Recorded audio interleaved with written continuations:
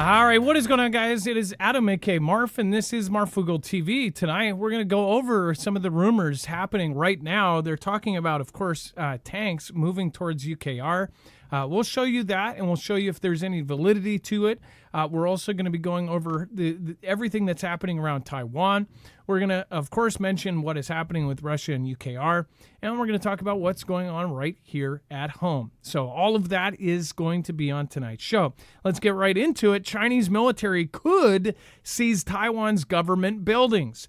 China is making its ability to blockade Taiwan by sea and air blatantly obvious. It's also openly practicing rushing troops and tanks on sandy beaches. But is it all a trick? The idea of what an invasion looks like was firmly entrenched by operations in Europe, the Mediterranean, and the Pacific during World War II. Obviously, our brains think of a Normandy D-Day kind of scenario, and that's exactly what they are kind of painting here. Large numbers of troops and tanks are massed together and loaded on ships. So that is a really big point to make here, is right now as we speak, they're calling this a drill, but you actually have the troops, you have the tanks, and they are actually loaded up onto the boats. At the same time, in other countries, they've got troops right along the border, and now there's rumors about Poland and other places actually moving around and deploying. So is this actually a drill, or is this the real deal? It says, of course, these follow an overwhelming assault force of aircraft carriers, warships, and strike aircraft before disgorging their cargoes on remote shores. It says, but some strategic analysts warn that any invasion of Taiwan may be over long before its allies can respond to help. Taiwan's rugged coastal terrain does not make such a scenario practical, says U.S. think tank chief and geopolitics author Dmitry Alperovich. It says instead, he argues that China's opening moves would more likely be mirroring of those of Russia during the first days of its invasion of Ukraine. It says a large force of Spetsnaz and paratroops in low-flying helicopters dashed across the border as the first shots were fired to seize Kiev's major airport. Their goal was to secure it and for follow-up of surge of troops to rush into the capital city seat of government. Now, I remember that first kind of 2 days as we covered it. It seemed like they took a whole lot and then all of a sudden they kind of gave it back. But was that the point? Only prior warning from the U.S. gave Ukrainian troops enough time to render Antonov Airport unusable and mount a spirited counterattack. Evidence Beijing has long been planning a similar lightning strike at Taiwan's government and command network may be hidden in plain sight. Now get this, a mock-up of Taiwan's presidential palace has been built in a remote desert military training ground. There is also a replica of a streetscape around Taipei's Parliament House and executive government centers. These would likely be the target of pre-positioned agents in a fast helicopter assault. At the same time, precision strikes and special forces would be aimed at securing the island's nation key ports. A reinforcement unit of Marines would then likely rush up the river through the heart of Taipei to help secure the government district. All of this can happen literally within the first 30 minutes of action. So unless the U.S. is already there, and if the rumors, which there have been tweets and certain things on accident that say that we may have 30,000 troops there, we may have 3,000 troops, whatever amount we have or don't have, they would have to already be there to stop something like this. It would already be done by the time we even got the memo. By the time they could fax something, which I'm sure that they're beyond that, it would be already over or mostly done. So very, very crazy. We'll talk about this and much, much more on tonight's episode of Marfoogle TV.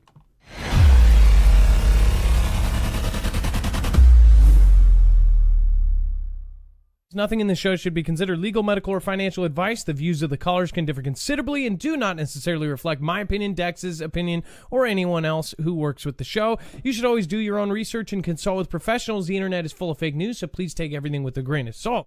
If you have not already, it helps us out if you end up going through any of our affiliates, and it helps you out if you end up protecting yourself against cybercrime.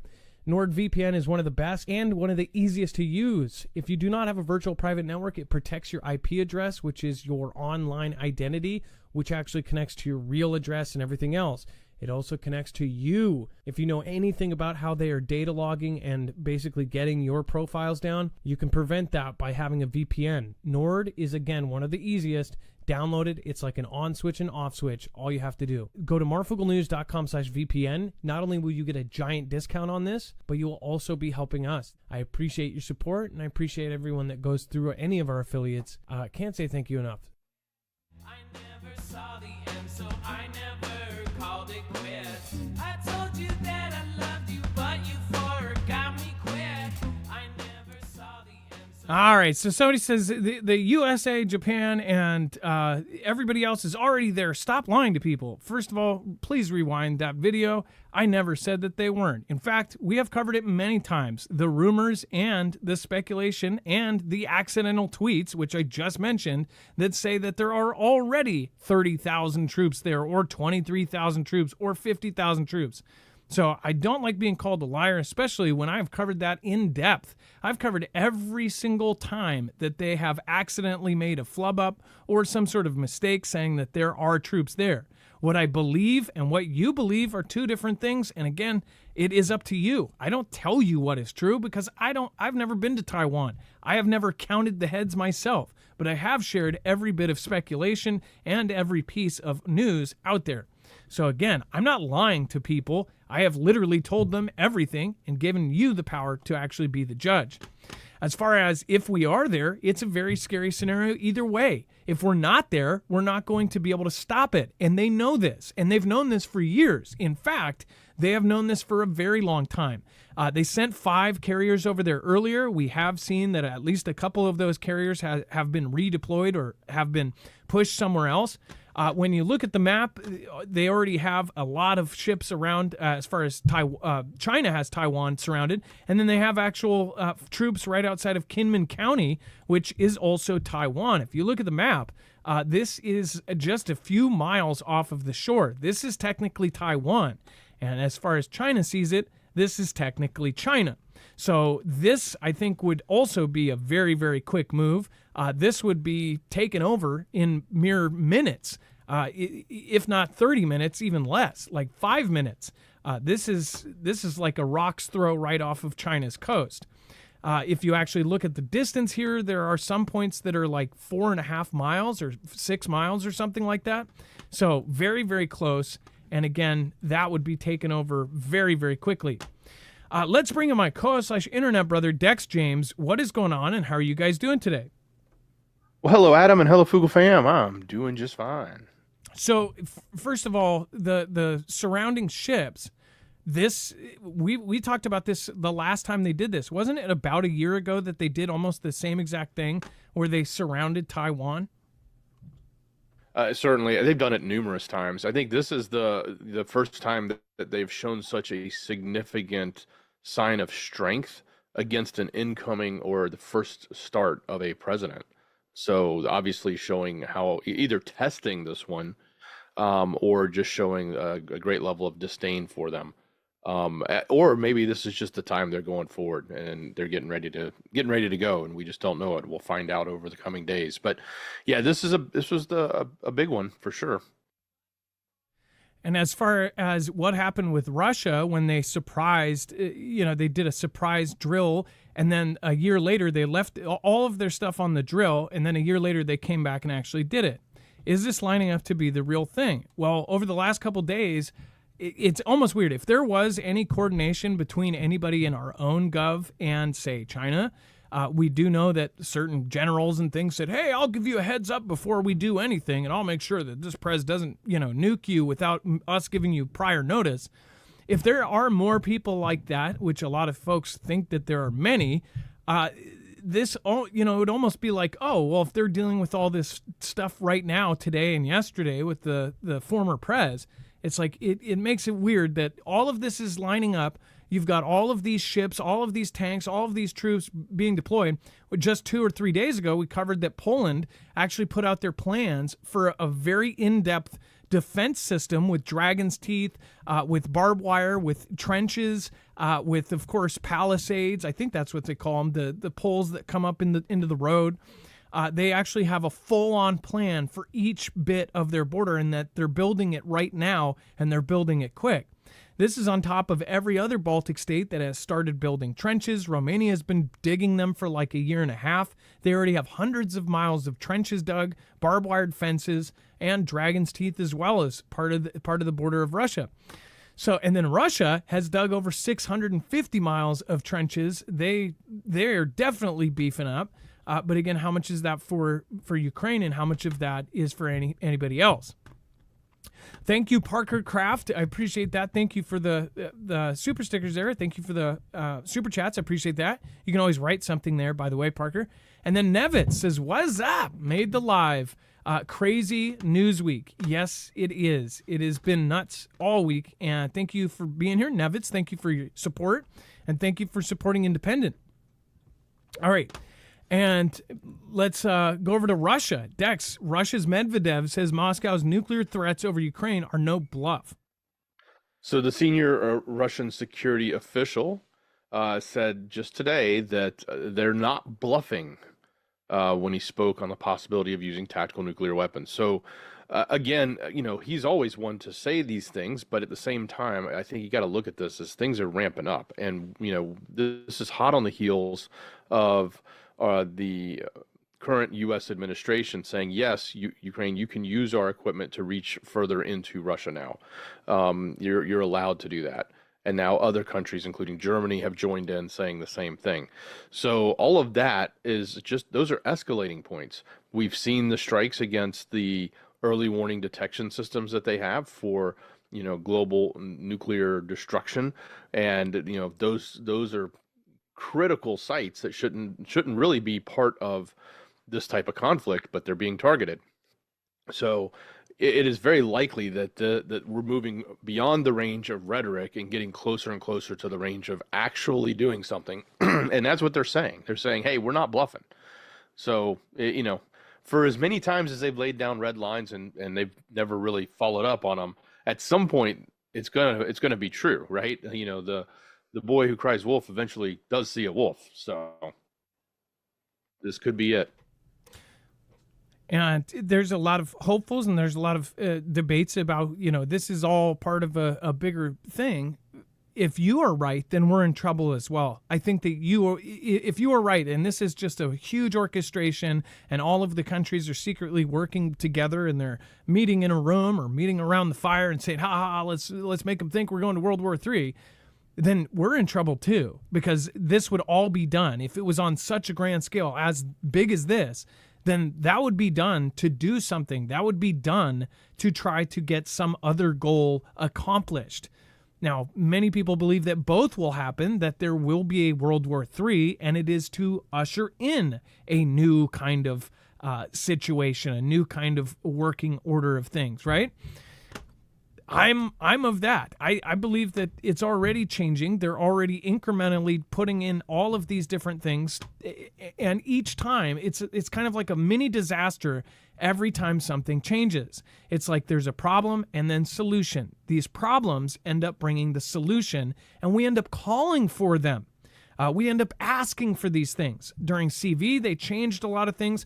Part of the whole cashless part of this whole scenario, that really got pushed forward like a bullet train during CV. When they switched over everybody, people got used to not using cash, because if you were using cash, you went somewhere like Walmart, there would be 35 credit card machines and credit card self-checkouts and one cash. And you would have to sit there for literally 45 minutes just to check out if you were using cash. And even if you did use cash, you'd go to a place or a restaurant, they say, oh, sorry, the change, we ran out of change somehow. Everybody is keeping their coins. Yeah, sure, okay. And then you wouldn't even be able to use it because they couldn't give you change. A lot of places are just straight up saying they're not using cash because of the crime rates and all of this. So like things like that are a perfect example of how, even though we haven't gone to World War III yet, a lot of things have changed, and they've changed through disaster. When we see other disasters happening right now, today there was just an event, or over the last 24 hours, there was an anti-immigration guy who just got several times by a certain group, and this gentleman who got essentially people are saying, you know, that's coming to America next. As far as now, we're going to have to worry about terror again, that these kind of attacks are going to start happening all over the place with what is going on with the Middle East. So I think that it seems like it really makes sense that all of these things are going to happen at once. And it's really, really scary to think about it like that. But there are ways that you can get ready for this, not only physically, but mentally. And I think that's a big, huge part of it, is spiritually being ready for what is happening right now and what is going to happen. Back to the map, let's go over to North Korea. Says leader Kim Jong-un supervised drills simulating a preemptive attack on South Korea. Now, we are so used to articles like this and to news like this that people really don't react. But how do the actual countries react? Or do they know about this? Have they had intelligence on this? Is this why they actually did a very special drill on top of their annual drill that they cut the head off the snake kind of drill? And they did a separate drill that compared North Korea's future potential actions to that of what Iran's the groups did, Hamas, to Israel, to the 7th, to the October 7th event. They compared it to that, and they said, oh, well, North Korea would all of a sudden fire 500 different artillery weapons over into South Korea as a preemptive strike. That was actually suggested as part of their hypothetical scenario, and they directly compared it to what happened to Israel to start that whole war.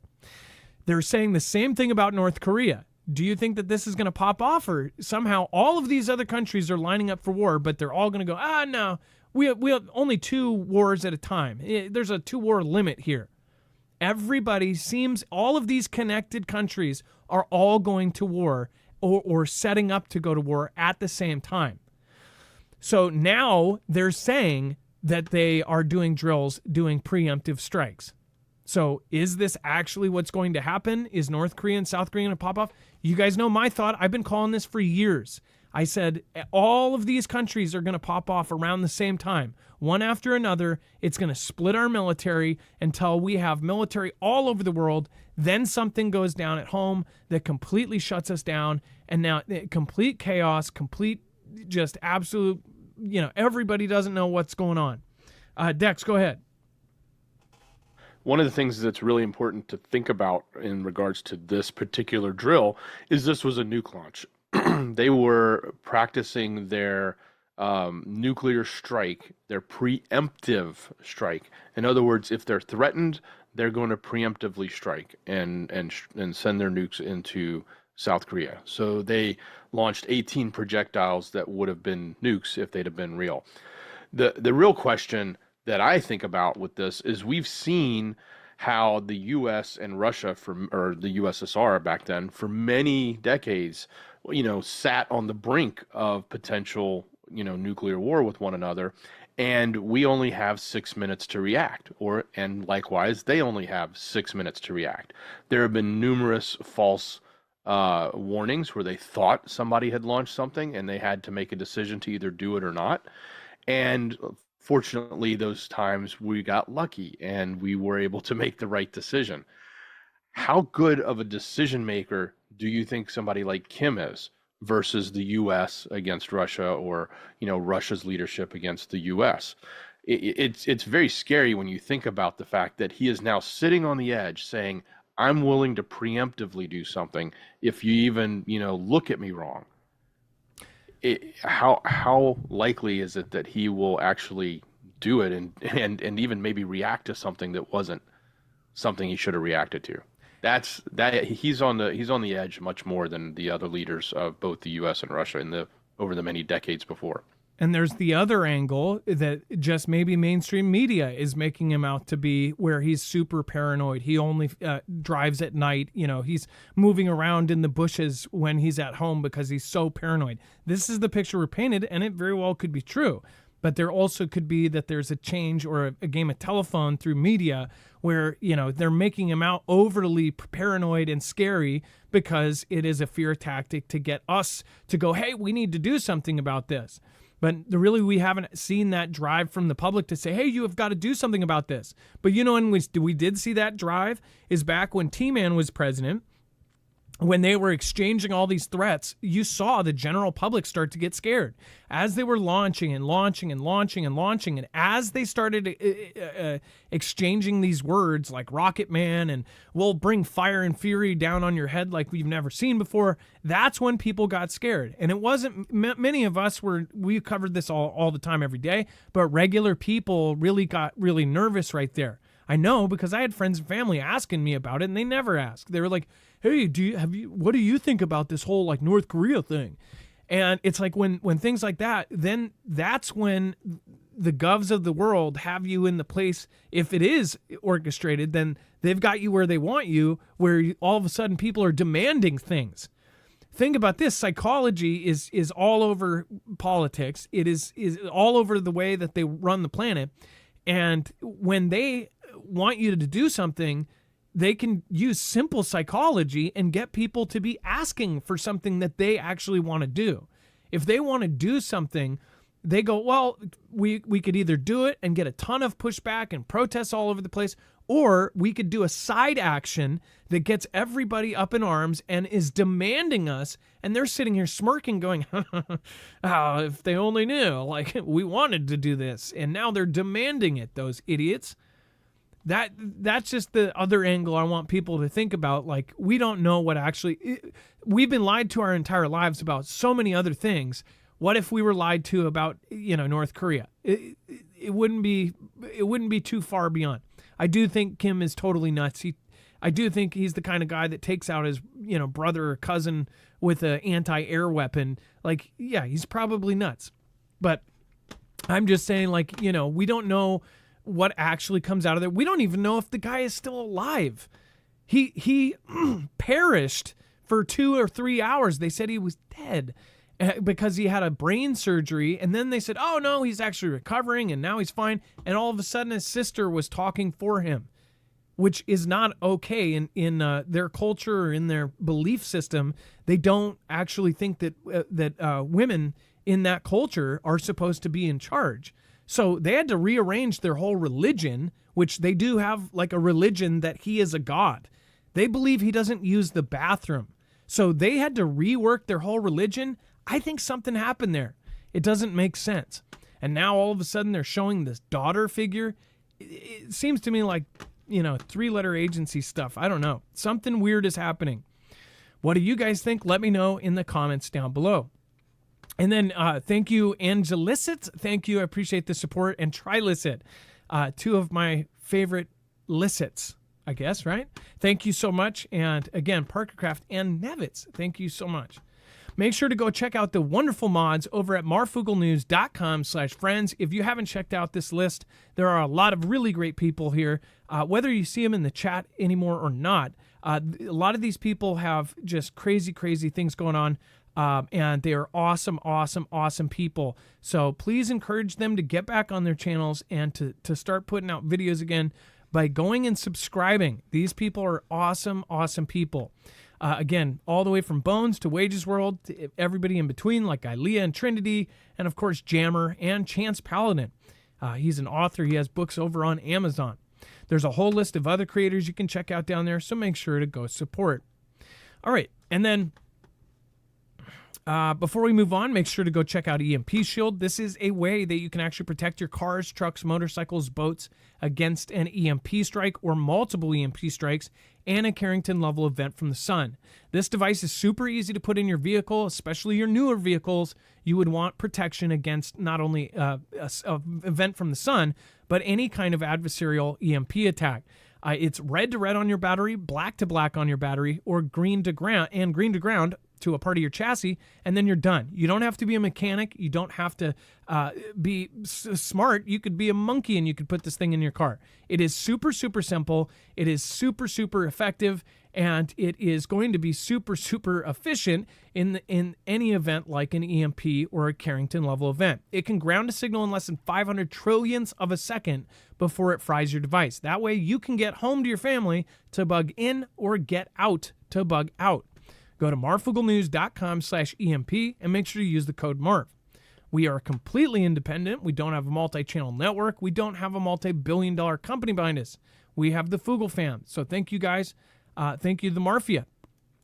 But more so, please just hit that subscribe button, hit the share button if you can. That helps us more than anything, reaching new people.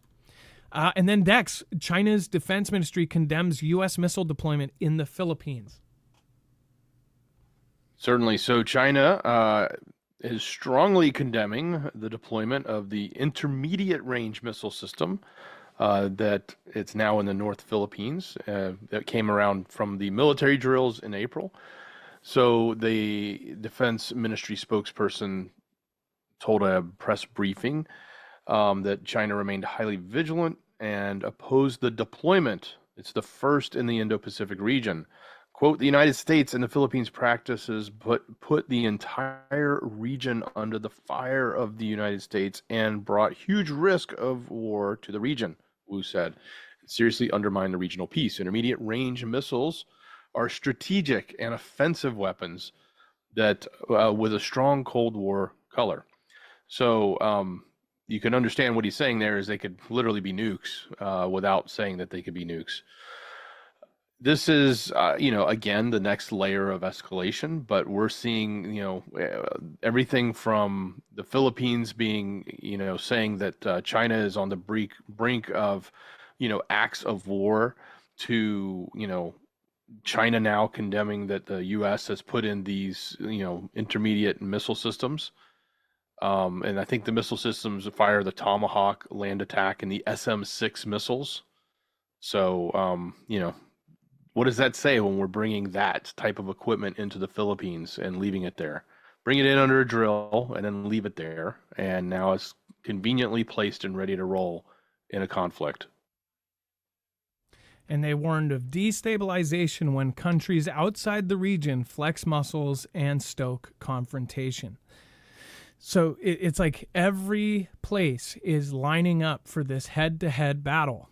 It's like there's, those fight posters between fighters, only it's countries, and it's every country is lining up just the same. And I'm supposed to believe that they're just going to all go back to normal and say, and you know what? Our neighbor can have their resources, and you know what? We don't need them. To me, it looks like it would be very, very common sense if all of these countries met at some point. They said, hey, we all have goals that we could all accomplish, but we would have to do them together. But this, and this are standing in our way. And then they go, well, how can we get past this, and this? And then we see the framework of them all working together to completely sidestep not only sanctions, not only currencies, not only, of course, imports and exports, all of these things they have now sidestepped and worked together. From BRICS to, of course, hoarding. All of these countries are hoarding, not just China.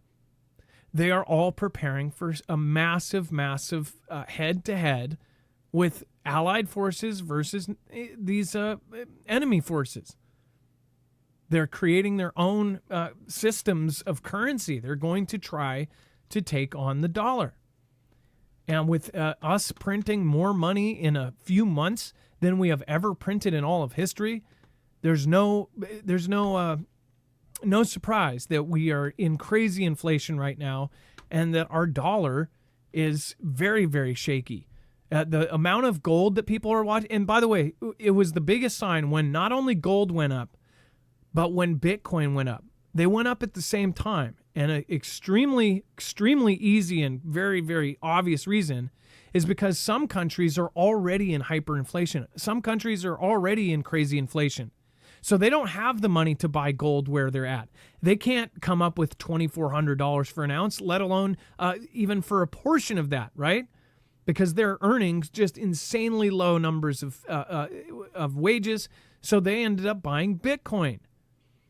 So you see either people buying gold or Bitcoin, depending on what country, and everyone across the planet is investing out of the dollar right now.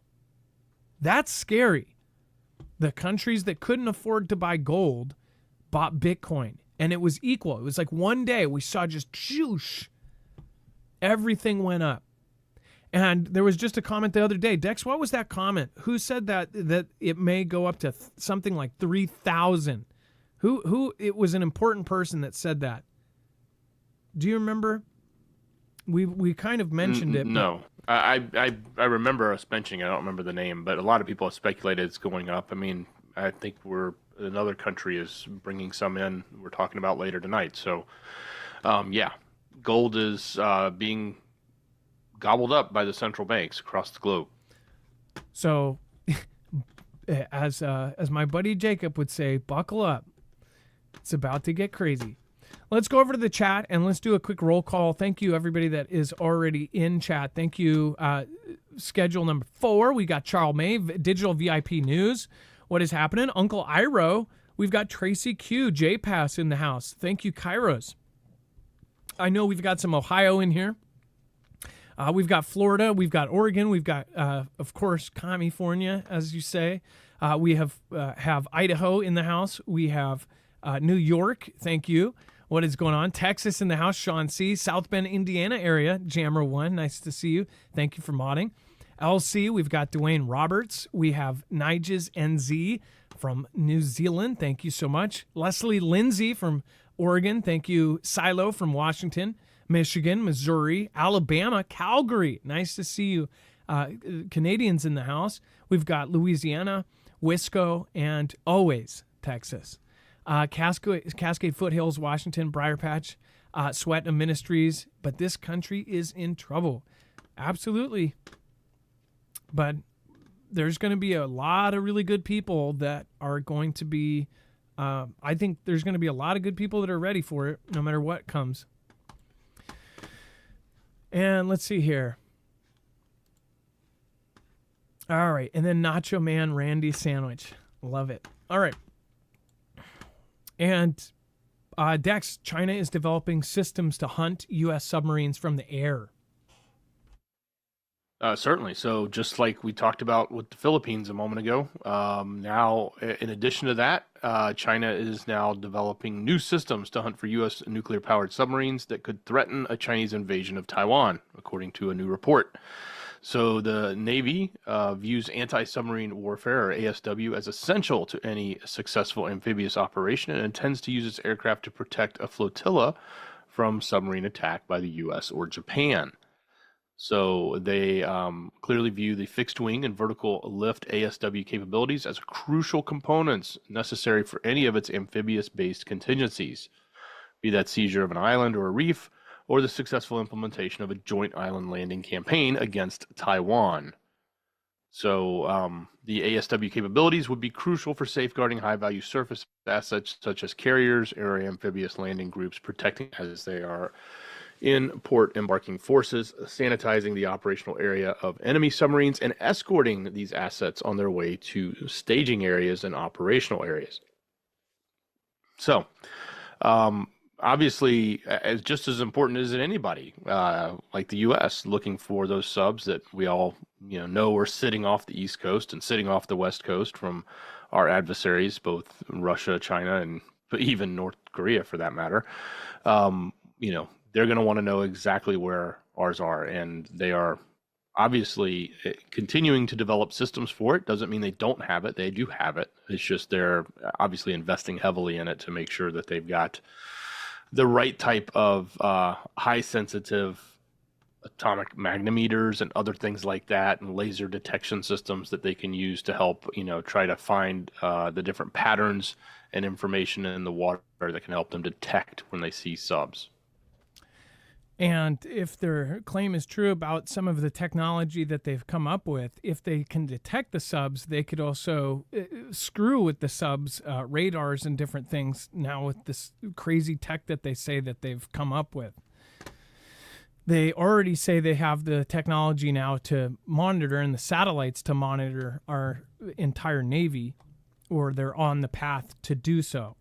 And then JB announces Israel has offered a 3-part proposal to end the conflict in the Strip. But will it be too late?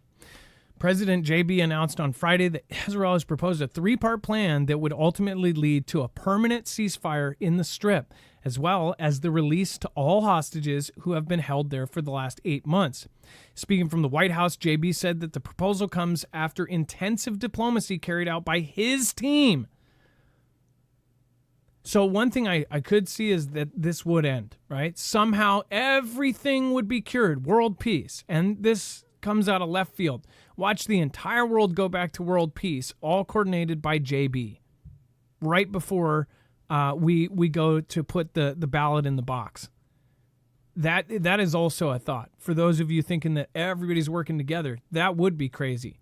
If we see all of a sudden everybody, and it's all credited towards this current press, somehow they worked all this up together and they all come back and step back and world peace happens, all of a sudden everybody's doing deals here and there, and really it's probably that they're on the payroll, boom, and everything changes and everything goes back to normal, right?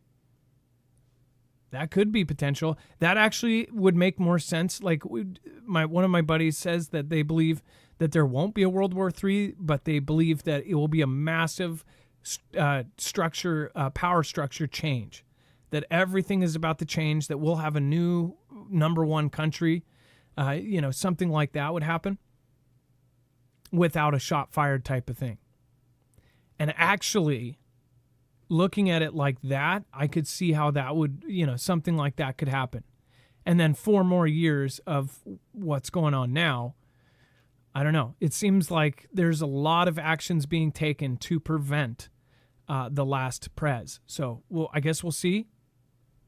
But again, this is, we'll see what this plan is. Will this plan be something that either side is going to go, wait, there's things in here that we absolutely would never do, like absurd compromises that one side or the other is going to go, well, we're not going to do that. Like, oh, we'll totally do a surrender and give you all the hostages if you give us $10 trillion and promise never to leave the country again or something, some crazy result. But the 3-part plan, the first phase would start with 6 weeks of a full, complete ceasefire, including the withdrawal of forces from the populated areas of the Strip and the release of women and children hostages, JB said.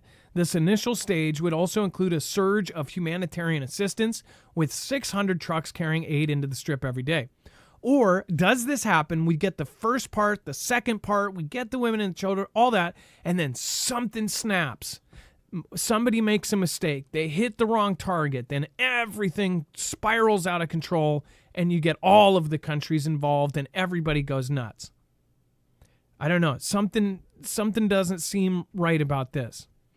It says, quote, I'll be honest with you. There are a number of things that to be negotiated to move from phase 1 to phase 2, which phase 1 is the ceasefire.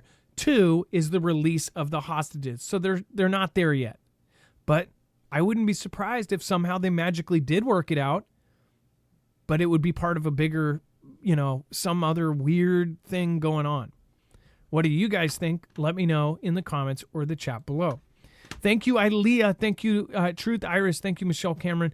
Thank you, Ilea, for modding. Thank you, Chance. Thank you, Beth. Stella Ortoy. Ben Sherman, Seeking Truth. Louis Tramposh. Thank you, guys. James McGowan. Thank you.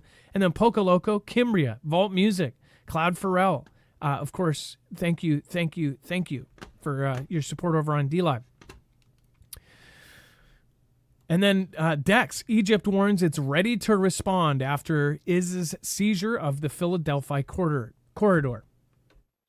So relations between Israel and its key Arab ally Egypt are now fraying, according to these reports. So basically this Philadelphia corridor is a zone that's right along the line between Egypt and the Rafah, where the border crossing is there. It was established back in 1979. It was set up for Egypt to control. Egypt had promised to prevent quote acts of threats or belligerence, hostility, or violence end quote in that zone. And it's tried to do so. Well, apparently, Israel has just rolled into that corridor and taken it over. Now, they've done it because they claim that corridor is used by the bad guys to get in and out of the country, and that which in a sense is accusing Egypt of not doing their job. So that is now creating tension, and Egypt is saying, hey, we're willing to roll our forces in there if you're going to take this area. So I don't know to what extent, that means, they will respond militarily, if that just means, hey, we'll respond militarily to the bad guys if they're there. Or I think really what they're trying to say is, hey, Israel, back down. That's our area. We're supposed to control it, and we'll respond militarily to you. And if that's what they're really saying, then this is going to be the next level, because ever since this conflict has kicked off over there, Egypt has, upheld its side and has, said they would, remain a close partner with Israel on this. So if this is weakening, then that'll be a massive shift in the conflict. Gosh, look at that scene. It looks like that. God, that reminds me of the beginning of the. God, the old show, the old Beverly Hillbillies, of them all sitting on the truck. Gosh, look at how dangerous that is. The kids sitting up on they hit one speed bump. One of those kids is going over. What kind of truck is that? That's not even a truck. That's like a trailer thing. God, it's like we have no idea here what people in other places of the world have been through. I know some of you, I've talked to some of you that have done missions in different places in the world, and you get the shock, the shock of just being in some of these places. How they just live their daily life is insane. We extremely lucky, and I think that's why people want to push back so much on how crazy they're pushing to change everything. Inferno rips through Putin's beloved Siberian palace, home to his nuclear bunker and where he moved his secret family. So we actually mentioned this yesterday, and it wasn't confirmed at the point where we found this out, and I think it was rumor or speculation at the time. But they do say a mystery fire has gutted part of Vladimir Putin's mountain palace, said to be home to a sprawling nuclear bunker for his family. The inferno ripped through a building at the Altai mountain bolt hole, where Putin once entertained former Italian Premier Silvio Berlusconi. The tyrant is also, and you guys know I point that out, is believed to have a grim facility where deer blood is extracted for antlers for medicinal baths at his secret hideaway. Is that something? I don't think I've ever covered that. That Putin takes deer blood baths. Like, either way, it's one of the buildings at the remote compound was destroyed by the blaze. Pictures showed flames engulfing the building at the Palace Estate, which is officially owned by Gazprom, but is believed to be one of the array of luxury palaces around Russia. The extent of damage to the complex's main residence is unclear. The cause of the inferno is also not known, but it comes after months of sabotage fires at key Russian facilities, seen as triggered by foes of brutal conflict against Ukraine. The fire was revealed by blogger Amy Esdrev and activist Aruna Arna. Officials refused to comment on the blaze, but again, opposition investigators are certain that the vast estate in the Altai Republic, amid stunning mountain scenery, is linked to Putin. Now, I've actually heard about the Altai Republic mountain, this whole thing, because a couple years ago, when things got really, really crazy before the war, they said that Putin was loading up supplies into that place in the Altai Mountains. Dex, do you remember that? We actually looked it up because it was a claim by somebody we don't really kind of take too seriously because they've posted a lot of fake stuff. But do you remember that? Wasn't that the Altai Mountain? That facility in that nuclear bunker? I thought it was the one that had the water entrance to it. No. That's a different time. A different, because he's got so many different places. So I'm probably just mistaken. Okay, and I know which one you're talking about. That was around the time of the Noah's Ark thing that came out, and that the guy exposed some of the building plans for his other bunker thing, right? Is that what you were thinking of? Yeah, it had a lower entrance down by the waterway. Yep. And like a secret entrance. Yeah. Well, it's just crazy that we have covered multiple times and multiple bunkers. This guy has all sorts of palaces. he again is probably one of the richest people in the world that is public. He's richer than Elon, that's for sure. Elon even says this, that he has nowhere near the money as Putin. You wonder, how did Putin actually get that rich, though? Like, physically, where does he get the majority of his money? Does he just get a chunk and just take it straight out of the GDP? Like, how does he do that? Does he get it from other countries? How do they make? Because it's a lot of money. How do they make the giant chunks of cash? Do other countries pay them to do stuff? Like, it's so crazy that the whole world is run by these shady figures that work in cash and everything else, but they expect us not to use it.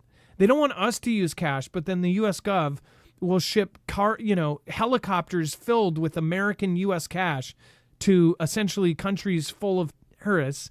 They will give them illegal guns. They've funded, however many cartels. They've done all of these things, but yet they want to make sure that we don't, spend $6 over the line and that we don't account for. It's crazy. And this is a photo of a part of the complex. I believe this was the photo that the Arvi Arna took, right? Or one of the journalists. So yeah. Well, we'll see what if there's anything that comes out of that.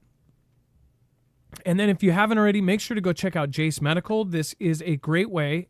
You can actually talk to a board-certified doctor through a telehealth appointment and get yourself either a Jace case, or you can actually sign up for Jace Daily.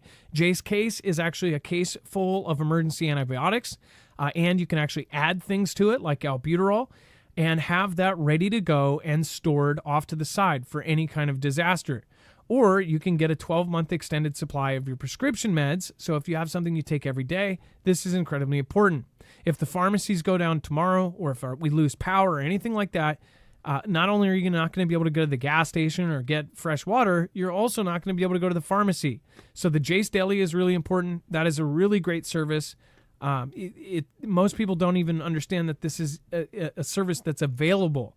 So it is very cool. Because imagine if you only have a 30-day prescription for something that is crucial to you living your life normal, then it's a pretty big deal if you can get a 12-month supply and constantly keep it rotated. So you'll always have a year's supply. I believe after that they send you every month, and then you can rotate that into your normal prescription. And you'll always have a current and non-expired source, a year of prescriptions. So more people should try to take advantage of if they can. Go over to marfooglenews.com/Jase, Jase, and make sure to use the code MARF. That helps us, and it gives you a discount. It's a win-win for everybody. And again, having that in a disaster, it doesn't have to be an SHTF or a world-ending event. It could be a Hurricane Katrina or a tornado or an earthquake, something where a massive chunk of your city is down. Then that will come in handy. Or transportation isn't possible. You can't get to the next city over. Those are the kind of events that are even more likely than conflict at this point with all of the crazy extreme weather events. All right, and then now we're going to go over, so first of all, the Polish tanks. Just want to clarify, first of all, this may be debunked tomorrow. This could be speculation. It could be a drill.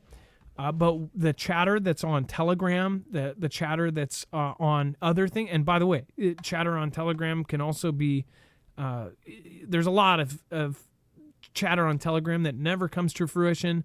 There's some things that do.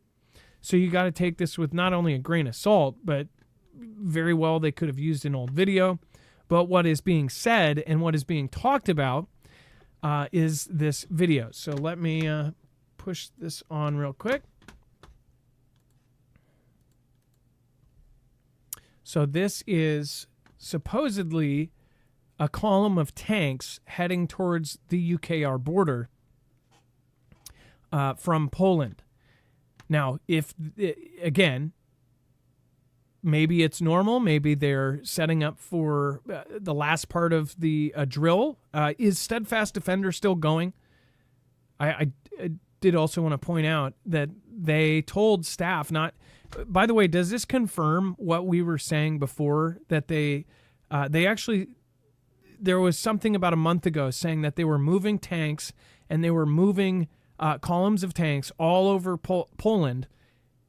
They just released the plan to build these huge defenses all along the border, but they said that the soldiers and anybody involved was not allowed to take videos or pictures of these said columns. Do you remember this? This was about a month ago.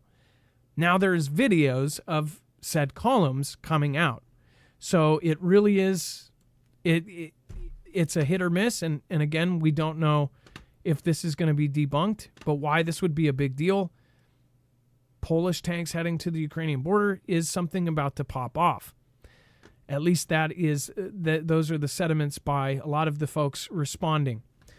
Dex, like we said, we don't exactly know what's going on here, but it's quite alarming.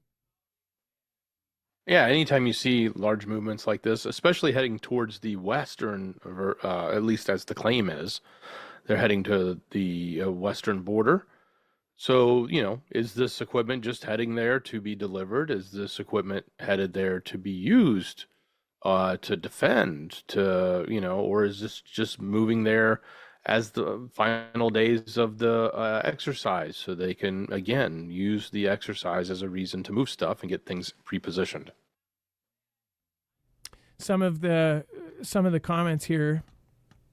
And why would Poland do that? They are not power-hungry aggressors as Russia anymore. You live 100 years back with your mentality. Grow up, Russians, as we in the West did too. By the way, Poland has replaced their tank forces with the newest Abrams Korean K2 and Leopards 2. So I think his statement there is saying, like, these are older, that maybe it's not. And then not your business what Poland should do, you vatnik. I don't know what vatnik is, but... And let's see here. Somebody else look, the fella says, Moscow mainstay tank is the T-72, of which you had plus 2,000 or 7,000 reserve. Worried you won't get the same tools you attack them with. And then I think they're estimating how many they have, maybe? I don't know. Bordering countries of Ukraine will divide it accordingly to the plan, and USA will not be happy. Why would Poles be interested in taking back Lvov rather than, say, Western Belarus, where there are many Poles today actually being persecuted? So, Dex, did you know that everybody's talking? And by the way, somebody else responded, and I responded to them. Some people are saying that they're trying to attack Ukraine and take a part of this. Cobra Economics. Well, that's the original tweet. It says, honestly, Poland should just make a deal with Putin and conduct a soft annexation of Western Ukraine's Lvov and Galicia territories, which formerly belonged to Poland until the Soviet Union conquered them. Yeah, so but I guess that's think just that people are taking that into context as maybe that's what they're doing, which I don't think there's any evidence of. Before that, people have been saying this for the last week without those videos, saying that Poland is planning on annexing a part of Ukraine that have Poles living in it. Like, Poland isn't about to attack Ukraine. They've donated a lot of weapons to help them. We'll probably donate more. Yeah, I thought the same thing. I'm like, what are you talking about? This would be to be fighting with them because they're NATO. But apparently there's this whole side theory that they might go in and like annex stuff.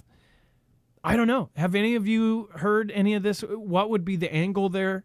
Let me know in the comments down below. Would that be something you could even see happening? Poland is definitely kind of the most aggressive about their defenses. Look at that plan they put out with their defense all along hundreds of miles of border. They're doing an entire, it's a multi-stage defensive barrier.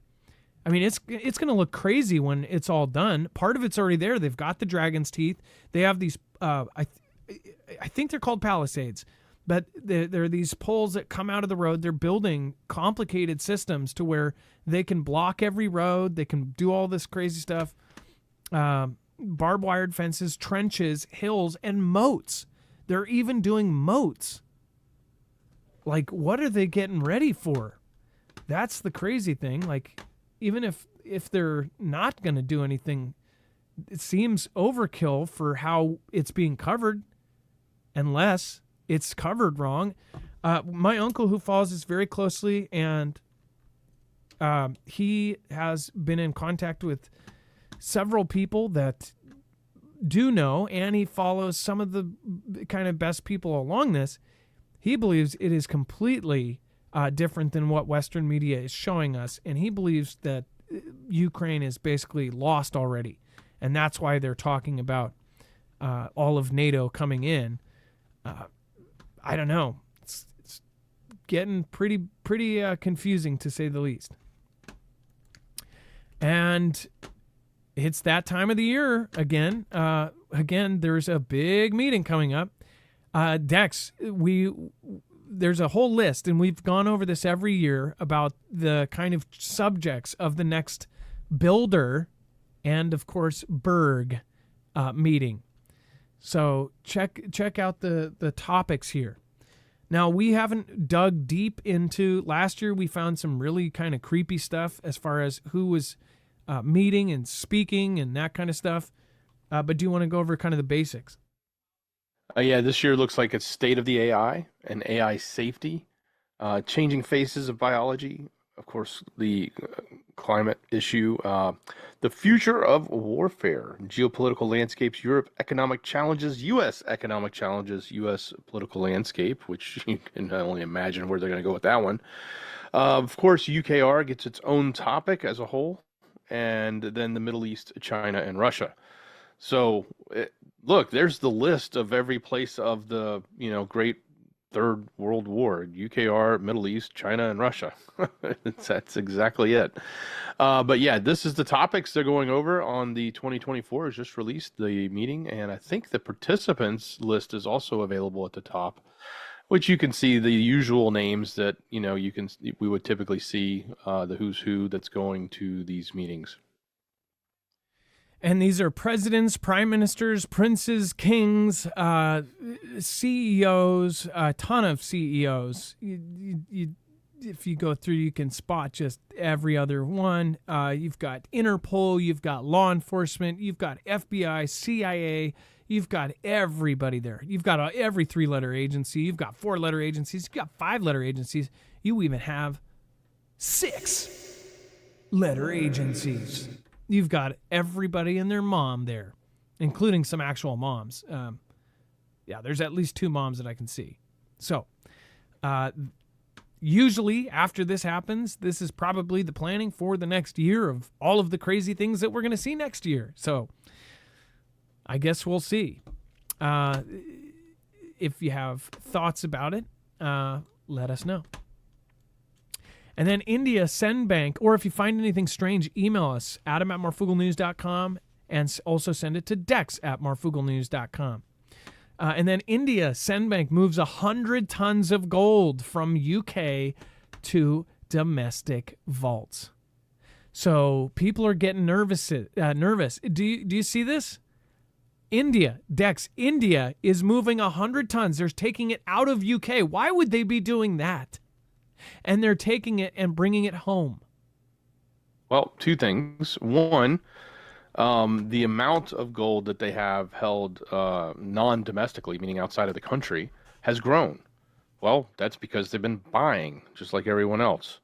So they've grown the amount that they have, and they need to bring some of it home because they don't want more of it to be outside of the country than inside of their country. That's a typical move. So there's 2 points to that, though. One, they've been buying more, just like everyone else. But 2, they're domesticating it. They're bringing it home for their own use and protection, as opposed to leaving it in a country like the UK. They're not taking it all. They're only taking 100 metric tons. I think they may have had about, so I don't know if it's all one, if 100 was just in UK or how much they had in other locations. But to give you an example, they have about 400 in their country, so they're not going to have 500 in their country. And I think they had 822 total. I don't know that the rest of that was all in the UK, but obviously a big chunk of it was probably in the UK for them to move 100 tons out of the United Kingdom. So anyway, the point being, they want it in their country. They want control of it. They need to move it there, and for obvious reasons. And that's the same reason everyone else is buying it up right now. So 2 points: they're buying it and they're moving it home.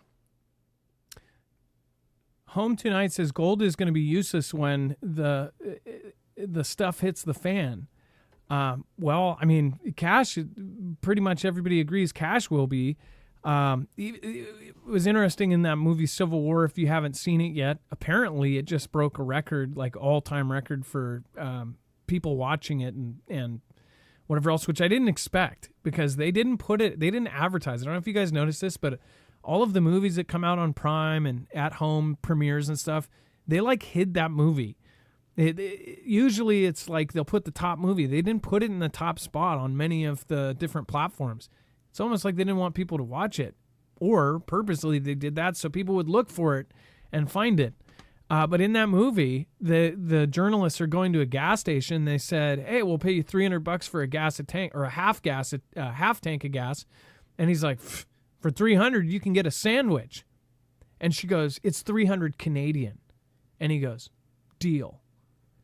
That part is a little tiny part, but it really does kind of shake you to your core when the U.S. dollar, if something happens, like where $300, that'll get you half a sandwich and wrapped in plastic. Maybe not even wrapped. I don't know. That's expensive, that saran wrap. But yeah, a lot of other folks are saying that they're taking it home. They are taking the money, they're taking the gold home. Let's see, is that better? Sorry if it was low. But yeah, 100 metric tons, they're taking it out of the UK. In World War II, obviously a lot of those places got bombed and a lot of places got raided and a lot of gold and art got taken. Maybe that's why.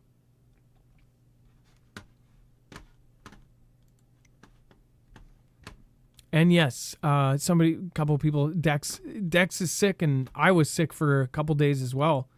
States apart, but I think we got the same bug. Dex, you're feeling better though, right? You're just coming. I've never felt bad. That's the crazy thing. It's just like, I guess it's, everybody says it's allergies. I just never get allergies. So, but yeah, stuffy nose made me sound bad. Sound worse late at night. So you guys get the brunt of it. Sorry. And then, Dex, you want to go over Starliner's capsule's first astronaut mission cleared for June 1st liftoff. I guess we'll see. Yeah, we'll see. We've been following this ever since it's been canceled, warned, whistleblowed here. Watch out, that's going to, blow up there, to now, oh, well, we haven't really fixed the helium leak, but everybody else launches with helium leaks, so we're just going to go with it. Well, guess what? They're now cleared to go tomorrow or today here. But yeah, that will happen apparently on June 1st. We'll see if they don't, if they get out there and it cancels. But Saturday, 12:25 p.m. Eastern time, Cape Canaveral, Florida. So that this again is a big deal for Boeing. It's been, if you haven't been following it like we have, it has been postponed numerous times. There's lots of issues with it. Very much akin to, all the other trouble Boeing has had. It's sort of in the spotlight, but more so, it is the first launch of it, and it will have humans on it. So that's another reason to pay attention, and hopefully nothing goes wrong. But if something does, it's going to be probably one of the biggest black eyes for Boeing ever.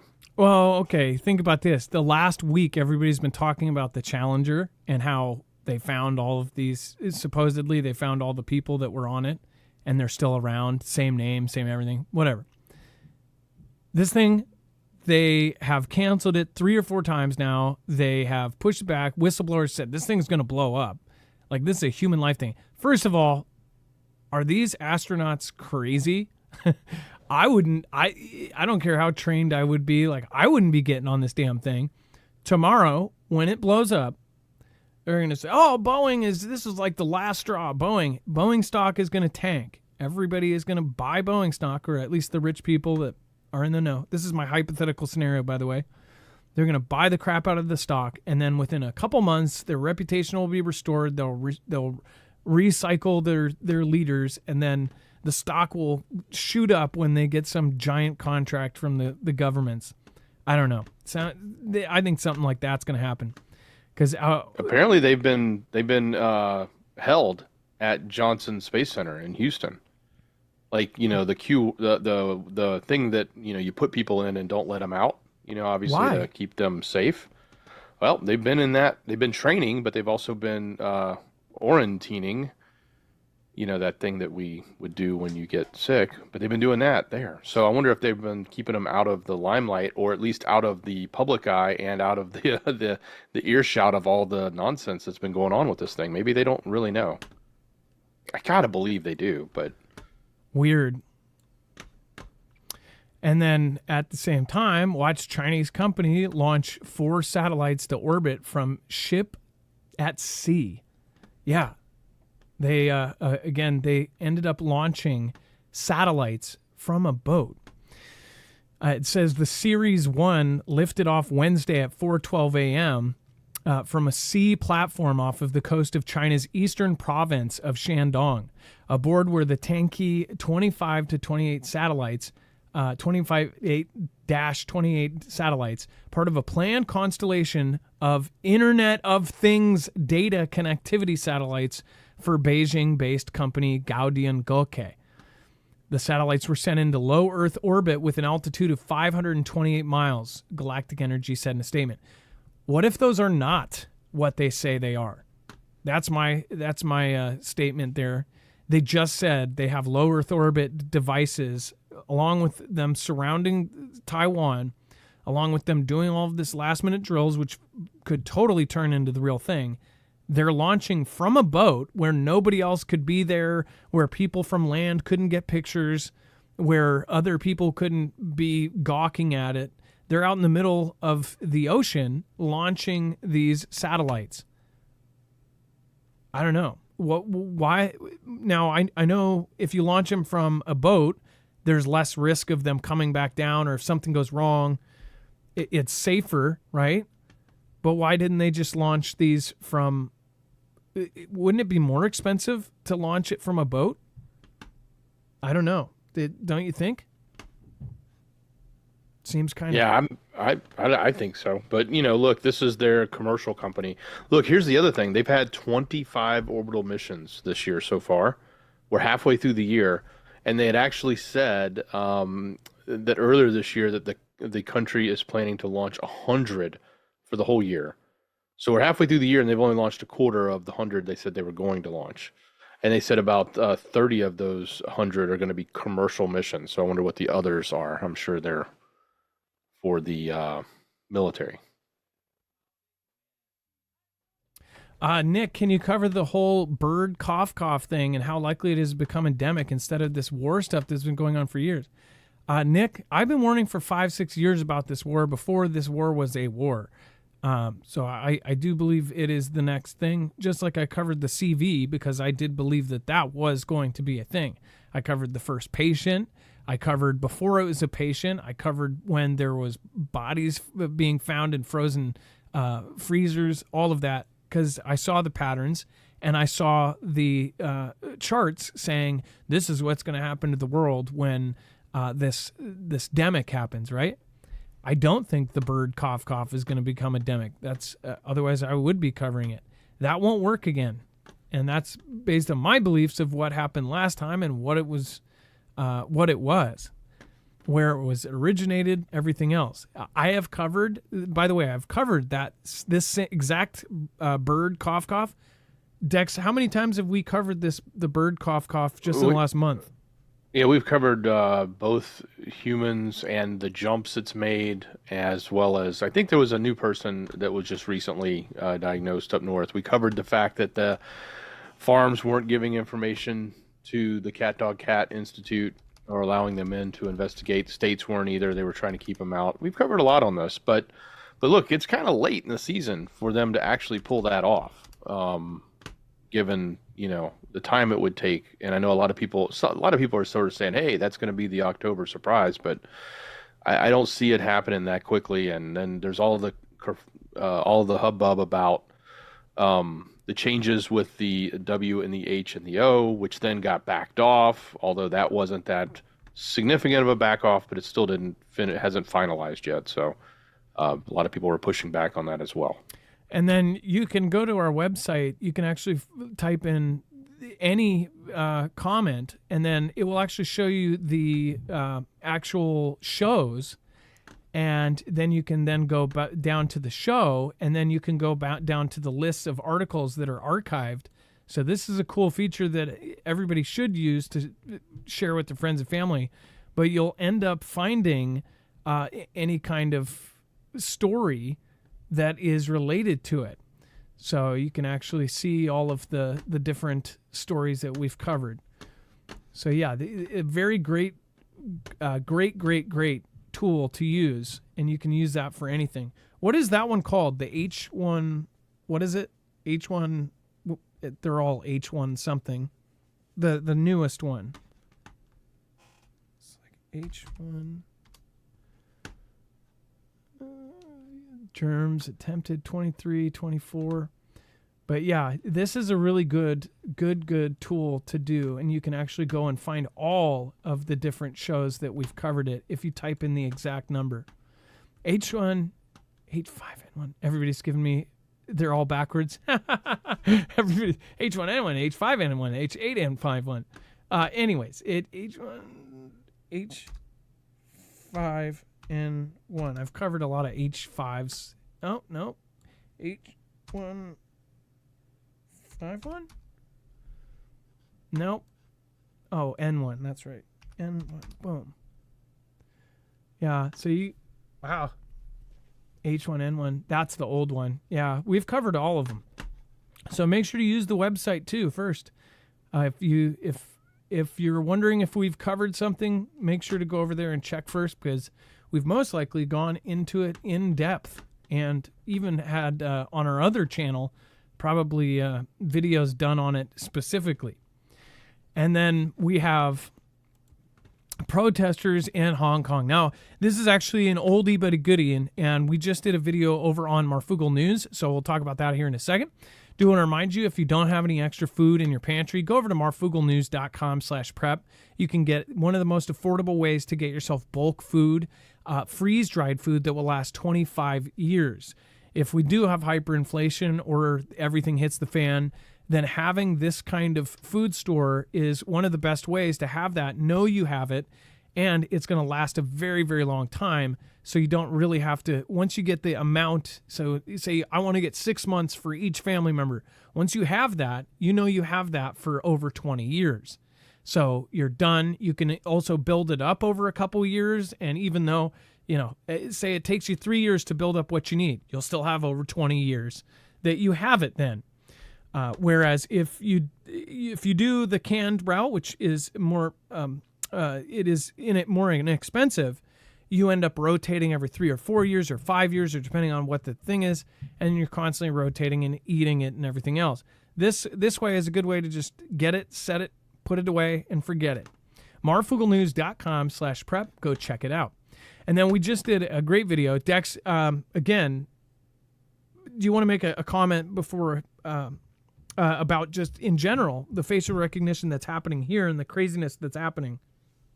Well, I think the example I gave is I think we're all just sort of allowing it. We're letting it happen, and we're the frog in the water, and the water's slowly rising up in temperature. And where other countries we saw, like in China and specifically in Hong Kong, had tried to push back against this type of stuff because it was thrown upon them all at once. They jumped right into high tech. They jumped right into surveillance. They jumped right into social credit. And we're evolving into it. We're slow rolling into it. So we're not going to notice it. And nobody's caring. Nobody is complaining unless they get a speeding ticket, a red light ticket, one of those things. That's the only thing they're complaining about. So the fact that this is happening, and it's happening everywhere, and it's rolling out faster than you talked about a good example about the Border Patrol when you're coming back into the country now. It used to be, I think you would flash you'd swipe your, they had some automated systems where you could swipe your passport, and then you could, maybe fingerprint or something on a digital screen, or type your name or something, and it might let you in a little sooner. Now it's literally walk up and smile, and you get a green light and you walk in. You don't even need to have you got to have your passport, but you didn't need to show it. You didn't even need to go to a human. It was instant. As the example of the person you were talking about, it happened to them. So that's the kind of stuff that's already there. It's already there. It's going to be expanded everywhere else. They're talking about it in TSA now, which is different from border. That's just TSA is domestic. That's just flying domestically. And imagine what happens when that, expands from those two government agencies to the street level, to the business level, to your local police and everything else. So, yeah, wake up. Go check that video out. It's worth sharing. It's worth showing to your friends and family. That's why we do those shorts, because they're easy, bite-sized, consumable, and shareable. And by the way, thank you. It looks like at least 400 or something people have watched over on Twitter or on X already. So thank you guys. Thank you over there. And if you do want to watch that video that we just put out, mainly the point is there's no stopping that. I personally don't think there is any stopping the integrated facial recognition into everything. It would be, I would love to be hopeful that the entire world would start stepping up. Over in Hong Kong, they pushed back, but there was no stopping it. They were putting it in. Now they have towers all over the place. If we lose a World War III, it's definitely going to be a whole lot more public and right in your face. But it's already happening here, and it's happening at gas stations where they won't let you in. So go watch that video. You can click right here. Thank you, Dex. Appreciate that. Thank you so much for weighing in. Yeah, much love. Great job, brother. All you have to do is click right here, and you will see the thumbnail for the next video. Share that out with your friends and family members, especially those who have not seen us. So appreciate you guys. Thank your mods. Drop an M in the chat right now. Of course, lots of great people showed up tonight. Thank you, Angelicit. Thank you, Trilicit. Thank you, Sweatnam Ministries. Adam and Dex. As prior Army, I'll state the obvious. America, we are under attack from both physical and spiritual. Worse, we are divided. I agree. And thank you so much. God bless you guys. God bless you, Sweatnam. Thank you, Trilicit, Angelicit. Nevitz, thank you for being top supporter tonight. Thank you over on DLive. Kimbria, Poco Loco, Vault, Cloud for All, Chance, thank you for modding. Jammer, thank you for modding. Ilea, thank you for modding. Rip, I don't know if you were here tonight. Thank you. Trinity, if you were out there, thank you. Love you guys. Be safe, be prepared, and Marf out. It's now time for the shoutro. It's not an outro. It's not a shout out. It's a shoutro.